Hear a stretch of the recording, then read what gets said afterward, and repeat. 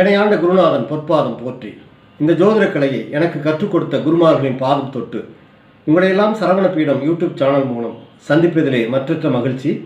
இது சரவண பீடம் ஆன்மீக ஜோதிட ஆராய்ச்சி மையம். நண்பர்களே, இந்த பதிவிலே ஒருவர் ஜாதகத்தில் இருக்கக்கூடிய திருமண தடை என்பதை பற்றியும் அதற்குண்டான எளிய வழிபாடுகள், எளிய பரிகாரங்களை பற்றியும் உங்களுக்கு சொல்லவிருக்கின்றேன்.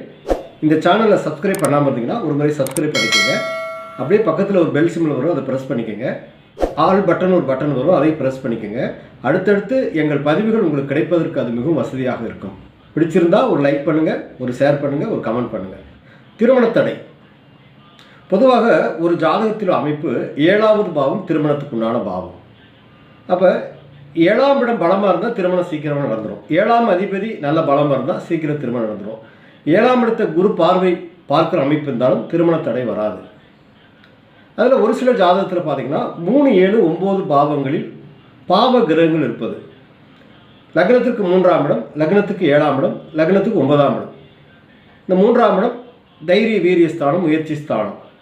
7ஆம் இடம் திருமணஸ்தானம், களத்திரஸ்தானம். 9ஆம் இடம் பாக்கியஸ்தானம். இந்த 3ல் பாவ கிரகங்கள் இருக்கும்போது திருமணம் கடுமையாக தடையாகுதுங்க. அதே போல் 7ஆம் அதிபதினு சொல்லக்கூடிய கிரகம் போய் லக்னத்துக்கு 3, 6, 8, 12 மறைஞ்சிருந்தாலும், பாவ கிரகங்களோடு தொடர்பு பெற்றிருந்தாலும், 6ஆம் இடம் 8ஆம் இடத்தில் மறைந்திருந்தாலும், இப்படி இருந்தாலும் திருமண தடை உண்டு. அதே மாதிரி 7ஆம் அதிபதி போய் பாதகாதிபதியை தொடர்பு பெற்று பாதகஸ்தானத்தில் இருந்தாலும் திருமண வாழ்க்கையில் தடை உண்டு. திருமண வாழ்க்கைக்கு பிறகு பிரச்சனை உண்டு. இப்போ பாதகஸ்தானம், பாதகாதிபதி அப்படின்னா இப்போ சரலக்னம், ஸ்திரலக்னம், உபயலக்னங்கள் என்று லக்னங்கள் 3 வகையாக சொல்லப்பட்டிருக்கு. அதில் சரத்தில் பிறந்தவர்களுக்கு 11ஆம் இடம் பாதகஸ்தானம், ஸ்திரத்தில் பிறந்தவர்களுக்கு 9ஆம் இடம் பாதகஸ்தானம். அப்போ இந்த 3 லக்ன அமைப்புகளுக்கு பாதகஸ்தானங்களில் போய் 7ஆம் அதிபதி இருக்கும்போது அங்கே அந்த 7ஆம் இடம் பாதகமாயிருது. அதனால் திருமண தடை அவர்களுக்கு ஏற்படுது. உதாரணத்துக்கு இப்போ மேச லக்னம் அப்படின்னா மேசம் சரலக்னம். இந்த சரத்துக்கு 11ஆம் சொல்லக்கூடிய கும்பம் பாதகஸ்தானம். இப்போ மேசத்துக்கு 7ஆம் அதிபதி சுக்கிரன் போய் கும்பத்தில் இருந்து ஜாதக அமைப்பு இருந்தால் அங்கு அது திருமண தடையை ஏற்படுத்தக்கூடிய அமைப்பு. அப்போ சுக்கிரன் மேசத்துக்கு பாதகத்தில் இருக்காருன்னு அர்த்தம். ஸோ இந்த மாதிரி 7ஆம் அதிபதி பாதக தொடர்பு வரும்போது இப்போ 7ஆம் இடத்துல பாதகாதிபதி இருந்தாலும் திருமண தடை தான். இப்போ மேசத்தில் பிறந்து சனி போய் பாதகாதிபதி போய் 7 இருந்தாலும் அந்த திருமண தடை ஏற்படுத்துவார். ஏன்னா அங்கே சனி உச்சம் பெற்றார். இருந்தாலும் கூட அந்த மேசத்திற்கு சனி பாதகாதிபதி, அவர் போய் 7ஆம் இடத்தில் இருக்கும்போது திருமண தடை ஏற்படுத்துவார். ஏன்னால் அவர் பாதகாதிபதி. இப்படி 7ஆம் அதிபதி பலம் குறைஞ்சி 7ஆம் இடம் பலம் குறைஞ்சிருந்தாலும் திருமண தடை உண்டு. இதில் தோஷங்கள் ஒரு சில காரணங்கள், அதுலேயும் திருமண தடை உண்டு. ஒரு சிலருக்கு செவ்வாய் தோஷம் இருக்கும். 2, 4, 7, 8, 12 செவ்வாய் இருந்தால் செவ்வாய் தோஷம். அப்போ செவ்வாய் தோஷம் இருக்கிற அமைப்புகளுக்கு திருமணம் தடையாகுது, லேட் ஆகுது. 32 வயது 35 வயசு கூட திருமணம் நடக்காமல் இருக்குது ஒரு சிலருக்கு பார்க்குறோம். அது மாதிரி ராகு கேது தோஷங்கள், லக்னத்தில் ராகு 7ல் கேது, லக்னத்தில் கேது 7ல் ராகு, இந்த மாதிரி 1, 2, 7, 8 ராகு கேது இருக்கும்போது இது சர்ப்பதோஷம், நாகதோஷமாக திருமண வாழ்க்கையை தடை செய்து இதுவும் திருமணத்துக்குண்டான ஒரு தடை. ஒரு சிலருக்கு களத்திர தோஷம் இருக்கும். 7ஆம் இடத்துல சுக்கிரன் ராகு, செவ்வாய் ராகு, இதெல்லாம் களத்திர தோஷங்கள். சனி ராகு, இதெல்லாம் களத்திர தோஷங்கள். அப்போ இந்த களத்திர தோஷ அமைப்புகளும் திருமண வாழ்க்கையை தடை செஞ்சுட்டே இருக்கும், லேட் ஆகிட்டே இருக்கும். முயற்சி எடுப்பாங்க, நிறைய திருமணங்கள் கை தட்டி தட்டி போயிட்டே இருக்கும். இந்த பெற்றோர்கள் மிகப்பெரிய ஒரு கவலைக்கு ஆளாகிறாங்க. எப்படா நம்ம குழந்தைங்களுக்கு திருமணம் நடக்கும் அப்படின்னு, அதுக்குண்டான விடிவு கிடைக்காதா அப்படின்னு திருமணத்துக்காக நிறைய பணம் செலவழித்து, இன்றைக்கெல்லாம் மீடியேட்டர்களுக்காக நிறைய பணம் செலவழிக்க வேண்டிய நிலை இருக்குது. நிறைய மேட்ரிமோனியில் பதிவு பண்ண வேண்டிய நிலை இருக்குது. இப்போ திருமணங்கிறது லேட் ஆகும்போது நிறைய கால வரையும் பொருள் செலவு ஏற்படுது. இப்படியெல்லாம் ஜாதகத்தில் இன்னும் சில காரணங்கள், இப்படி நிறைய சுய ஜாதகத்தை பார்த்தா தெரியும். இன்னும் சில குறிப்பாக சில காரணங்கள் என்னன்னு பார்த்தீங்கன்னா, 7ஆம் இடம் சூன்யமாக போயிடுறது. ஒருவர் பிறந்த திதிக்கு சூன்ய ராசி, சூன்ய கிரகங்கள் அப்படின்லாம் அமைப்புகளுக்கு 7ஆம் இடத்துல போய் சூன்ய கிரகம் இருந்தாலும், 7ஆம் இடம் சூன்யமாக இருந்தாலும், 7ஆம் அதிபதி சூன்யத்தில் இருந்தாலும் திருமண வாழ்க்கை கடுமையாக தடையாகுது. திருமணமே நடக்காமல் கூட போகுது. சூன்ய அமைப்பு, திதி சூன்யம் அப்படிங்கிற அதை கணிச்சு பார்க்கணும்.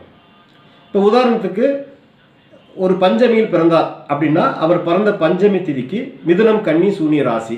அப்போ மீன லக்னத்தில் ஒருவர் பிறந்திருந்தால் அவருக்கு கன்னி சூன்ய ராசியாக போயிடும், புதன் சூன்யமாக போயிடுவார். அப்போ அந்த 7ஆம் இடம் சூன்யமாக திருமணத்தை அது லேட் பண்ணுது.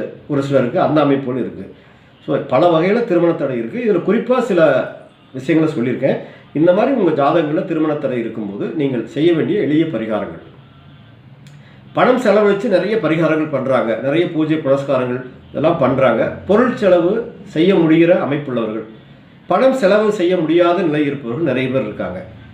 அவங்களுக்கெல்லாம் திருமண வாழ்க்கைக்கு ஒரு தடை விலகிறதுக்கு ஏதாவது வழி பிறக்காத நிறைய பேர் இருக்காங்க. ஸோ இந்த மாதிரி அமைப்புகளுக்கு சில எளிய பரிகாரங்கள். சுமங்கலி பிரார்த்தனை அப்படின்னு ஒரு பிரார்த்தனை இருக்குது. இது ரொம்ப எளிமையாக நிறைய அனுபவத்தில் பார்த்துருக்கேன். நிறைய பேருக்கு திருமண தடை விலகி சீக்கிரமாக கல்யாணம் நடந்திருக்கு. சுமங்கலி பிரார்த்தனை.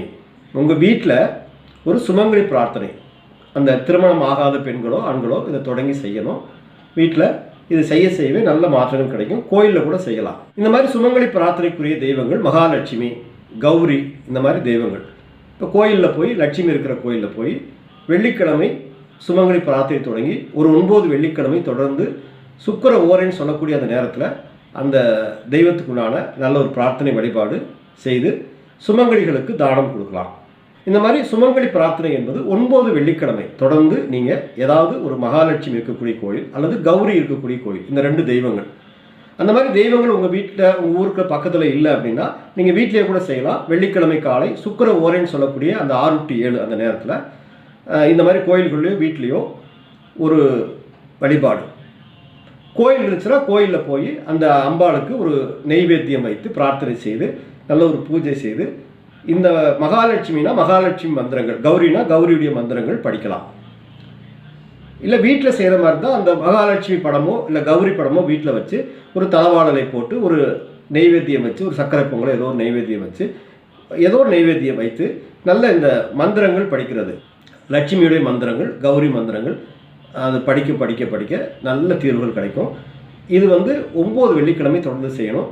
9வது வெள்ளிக்கிழமை முடியும் போது ஒரு மகாலட்சுமி கோயில்லையோ இல்லை கௌரி கோயிலோ இல்லை இல்லாதவங்க உங்கள் வீட்டில் செஞ்சுட்டு ஏதாவது ஒரு கோயிலோ இல்லை வீட்டில் கூட ஒரு சுமங்கலியை வரவழைச்சு, திருமணமாகி நல்ல சுமங்கலியாக இருக்கக்கூடிய உங்களுக்கு தெரிஞ்ச இல்லை தெரியாத நபர்களை வர வச்சு அவங்க காலில் விழுந்து ஒரு ஆசீர்வாதம் வாங்கி அவங்களுக்கு ஒரு தானம், ஒரு வஸ்திர தானம், ஒரு மஞ்சள் குங்குமம் வச்சு ஒரு புடவையோ இல்லை ஒரு வஸ்திரமோ வச்சு தானம் கொடுத்து அவங்ககிட்ட ஆசீர்வாதம் வாங்கி ஒரு நேரம் அவங்களுக்கு உணவு தானம் பண்ணும்போது உங்களுக்கு சீக்கிரமாக திருமண பிராப்தம் கைகூடும். இது அனுபவத்தில் பார்த்து நல்ல ஒரு பரிகாரம், எளிமையான பரிகாரம், சூப்பர் ரிசல்ட்டுங்க. நிறைய பேர் ஃபீட்பேக் கொடுத்துட்டாங்க. அருமையான பரிகாரம், இதுக்கு செய்து பாருங்கள். திருமண தடை இருக்கக்கூடிய பெற்றோர்கள் தங்கள் பிள்ளைகளுக்கு இந்த பரிகாரத்தை செய்ய வைங்க. இப்போ எங்களுக்கு சார் ஜாதகமே இல்லை அப்படின்னு நிறைய பேர் இருக்காங்க. அவங்களுக்கெல்லாம் 7ஆம் இடம், பாதகம், தோஷம் எதுவுமே தெரியாது. அப்படி இருக்கிறவங்களும் திருமண தடை இருந்தாலே இந்த பரிகாரங்கள் பொதுவாக எடுத்துக்கலாம். இப்படி செய்யும்போது திருமண தடை விலகி உங்களுக்கு சீக்கிரமே விவாகம் அப்படிங்கிற திருமணம் மாலை பொறுத்த கைகூடும். ஸோ நல்ல எளிமையான பரிகாரம். ஸோ இந்த பரிகாரம் எல்லாரும் செய்யலாம். பொருள் செலவு செய்ய முடியாதவர்கள் எல்லாருமே செய்யலாம். ஒருவேளை உங்களுக்கு பொருள் செலவு செய்ய முடியும், நான் நல்ல பிரார்த்தனை நல்ல வழிபாடு செய்ய முடியும்னு நினைக்கிறவங்க திலகோமம் செய்யுங்க. கட்டாயம் போய் ராமேஸ்வரத்தில் ஒரு அமாவாசை திதி அல்லது தேய்பிரை ஞாயிற்றுக்கிழமை நாட்களில் போய் திலகோமம் அப்படின்னு சொல்லக்கூடிய ஒரு பரிகாரம், முன்னோர்கள் சாப நிவர்த்தி பரிகாரம். பொதுவாக திலகோமம்னாலே தலைமுறை தோஷங்கள் விலகி சீக்கிரமாக திருமணம் கைகூடும். இதுவும் அனுபவத்தில் நிறைய பார்த்தாச்சுங்க. கிட்டத்தட்ட என்னுடைய அனுபவத்தில் ஒரு 100க்கு மேற்பட்ட நபர்களுக்கு திருமணம் கைகூடியிருக்கு இந்த திலகோமம் செய்து. இது மாதிரி எளிமையாக நான் சொன்ன இந்த சுமங்கலி பூஜை செய்து திருமணம் நிறைய பேருக்கு கைகூடியிருக்கு. இது 2மே நல்ல பரிகாரம். நீங்கள் உங்களுக்கு எது முடியுமோ, பணம் செலவு செய்ய முடியும் அப்படின்னா போய் ராமேஸ்வரம் திலகோமம் பண்ணுங்கள். என்னால் பணம் செலவு செய்ய முடியாது, நான் ரொம்ப வறுமையில் இருக்கேன், அன்றாட வாழ்க்கை நகரத்திலே சிரமமாக இருக்குது அப்படின்னா நீங்கள் இந்த மாதிரி எளிமையான வழிபாடு செய்யுங்க. சுமங்கலி பிரார்த்தனை சீக்கிரமாக திருமணம் கைகூடும். ஸோ எனவே இந்த முறையில் திருமண தடை விலகி வாழ்க்கையில் நன்மை பெற்றவர்கள் எனக்கு தெரிந்து மிக அதிகமான நபர்கள். நீங்களும் இந்த பலனை அடைகிறதுக்கு இந்த பதிவு உங்களுக்கு பயனுள்ளதாக இருக்கும். ஸோ இந்த பதிவை பார்க்குறவங்க உங்களுக்கு தெரிஞ்சவர்களுக்கு ஷேர் பண்ணுங்கள். ஏன்னா அவங்களுக்கும் இந்த புண்ணியம் கிடைக்கும். ஒருவருக்கு திருமணம் கைகூடும் போது ஒரு அஸ்வமேத யாகம் செய்த பலன் கிடைக்கும். அந்த காரியத்தை முன்னிருந்து செய்கிறவங்களுக்கு ஒருவேளை நீங்கள் இதை ஷேர் பண்ணி இந்த பதிவை பார்த்து அவங்களுக்கு இது மாதிரி திருமணம் கைகூடும் போது உங்களை மனசார வாழ்த்துவாங்க. அது உங்களுக்கு பல தலைமுறை தோஷங்களை நிவர்த்தி செய்து ஒரு அஸ்வமேத யாகம் செய்த பலன் கிடைக்கும். ஒரு திருமணம் செய்து வைக்கிறது சாதாரண விஷயம் இல்லைங்க. அப்படி இந்த மாதிரி திருமண காரியங்கள் நிறைய தடையாகி வாழ்க்கையில் வருத்தம் உள்ளவர்களுக்கு இந்த மாதிரி நிவர்த்தி கிடைக்கும் போது அவங்க படுற சந்தோஷத்துக்கு அளவே இல்லை. இதை செய்கிறவங்களும் அடுத்தவங்களுக்கு ஷேர் பண்ணி மற்றவங்களுக்கு இந்த புண்ணியம் கிடைக்க நீங்கள் உதவி செய்யுங்க. அது உங்களுக்கு உங்கள் தலைமுறைக்கு அது மிகப்பெரிய புண்ணியமாக மாறும். எனவே இந்த மாதிரி வாழ்க்கையில் திருமண தடை தோஷங்கள், வாழ்க்கையில் திருமண பிரச்சனைகள் இருக்கிறவங்க கூட செய்யலாம். இப்படி செய்யும்போது உங்களுக்கு எளிமையாக தடை விலகி சீக்கிரமாக திருமணம் கைகூடி உங்கள் குழந்தைகளுக்கு நல்ல ஒரு மன வாழ்க்கை கிடைக்க வேண்டும் என்று நான் வணங்கும் செந்திலாண்டவனை பிரார்த்தனை செய்து உங்களிடமிருந்து விடைபெறுவது கோவை முருகனடிமை. நன்றி. சரவண பீடம் தமிழ் சேனலை சப்ஸ்கிரைப் பண்ணாதவங்க சப்ஸ்கிரைப் பண்ணிக்கங்க. அப்படியே பக்கத்தில் பெல் சிம்பலை ப்ரெஸ் பண்ணிக்கங்க. அடுத்தடுத்து எங்கள் பதிவுகள் உங்களுக்கு கிடைப்பதற்கு வசதியாக இருக்கும். லைக் பண்ணுங்க, ஷேர் பண்ணுங்க, கமெண்ட் பண்ணுங்க.